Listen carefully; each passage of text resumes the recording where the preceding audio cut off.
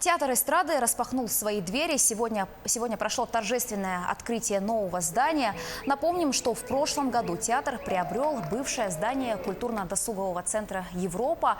8 месяцев шел ремонт внутренних помещений. Теперь гости могут посмотреть выставку с реквизитами из различных спектаклей, которая открылась на первом этаже здания. На третьем уже работают акустические и камерные залы. Последний рассчитан на 107 посадочных мест. Стоит отметить, что собственного здания у театра не было почти полвека. Долгое время артисты работали в ветхом здании Свято-Троицкого монастыря. После того, как было принято решение о восстановлении собора, театр размещался в 2 арендованных зданиях.